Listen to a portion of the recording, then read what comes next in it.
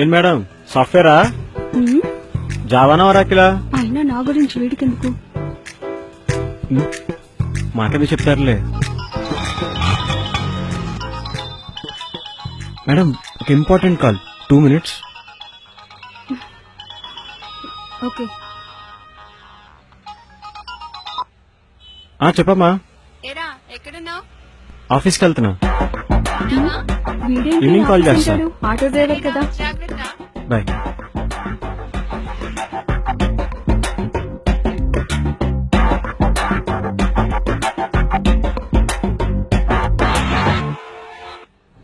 హే, నువ్వు జాబ్ చేస్తున్నావా?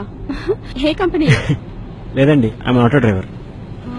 మరి ఇందాక అమ్మతో ఫోన్ లో అదా మా అమ్మ కోసం ఆడిన ఒక చిన్న అబద్ధం. చిన్న అబద్ధమేనా? ఎందుకలా? చిన్నప్పటి నుంచి అమ్మ నాన్న కష్టపడి చదివించారు. నేను నానా కష్టాలు పడి బీటెక్ పాస్ అయ్యాను. మ్మ్. సిఎస్ఈ. ఓ, అయితే మీరు బీటెక్ స్టూడెంట్ అన్నమాట. అవునులేండి, అందుకే ఆటో నడపడానికి పనికొస్తుంది. ఏదన్నా జాబ్ ట్రయల్స్ చేసుకోవచ్చు కదా. ఒక కంపెనీకి వెళ్తే ఒరాకిల్ అంటాడు, ఇంకో కంపెనీకి వెళ్తే జావా అంటాడు, ఇంకో కంపెనీకి వెళ్తే .NET అంటాడు. అందుకే చివరికి ఇది ఆప్షన్ గా తీసుకున్నా. మరి ఇంట్లో చెప్తే బెటర్ కదా. ఇంకా ఎన్నాళ్ళు ఇలా? నా ఒంట్లో సంపాదించే శక్తి ఉన్నంత వరకు ఇంతే.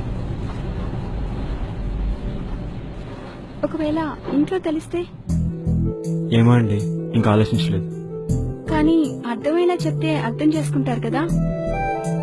చెప్పడానికి ధైర్యం సరిపోవట్లేదు.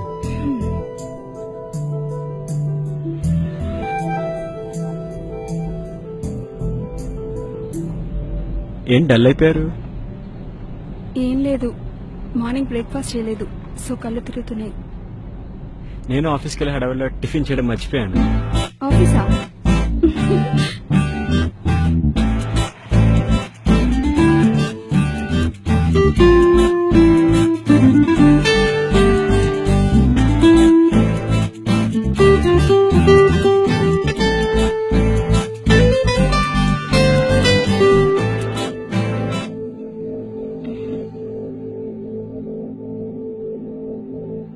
చాలా థ్యాంక్స్ అండి. పర్లేదండి, అయినా తినడానికి కూడా టైం లేకుండా చేసే జాబ్ ఎందుకండి? తప్పదండి, బ్రతకాలంటే ఏదో ఒకటి చేయాలి కదా. కరెక్టేలేండి.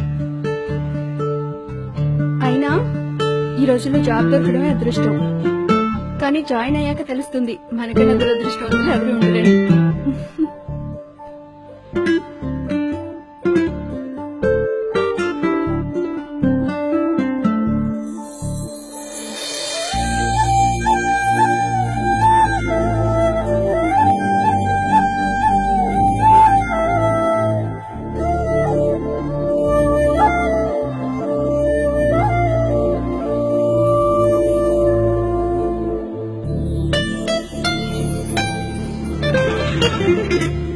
అట్లీస్ట్ BPO జాబ్స్ లాంటివైనా ట్రై చేయొచ్చు కదా, ఈ ఆటో నడపడం మానేసి.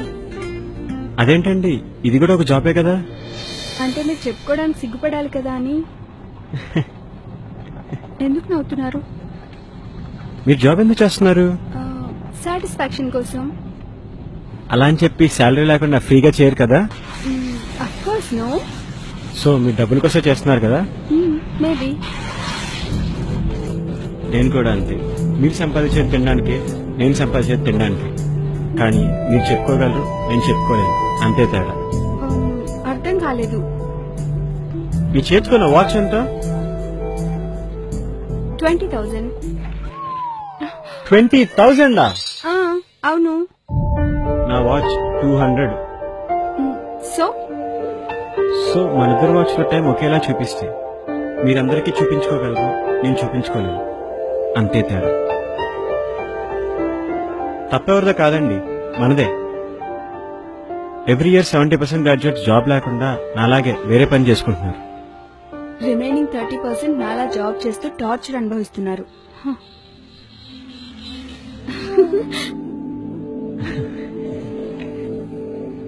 కాఫీ? యా.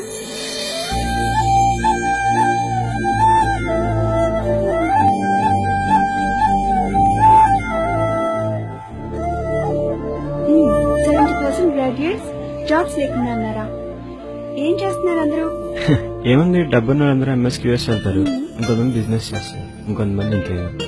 ఇంకొంతమంది మీలా ఆటో నడుపుతారు.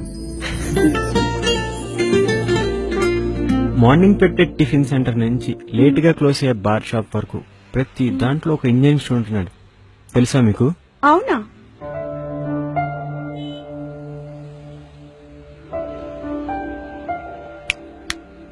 వెళ్దామా? ఓకే.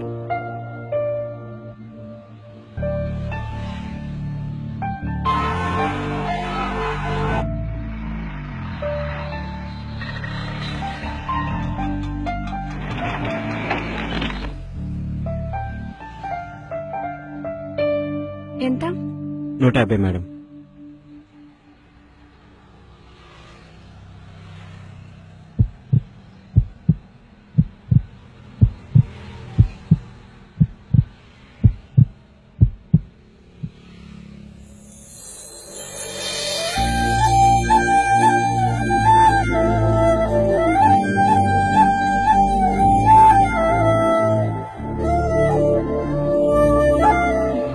మాన్సా. సరే.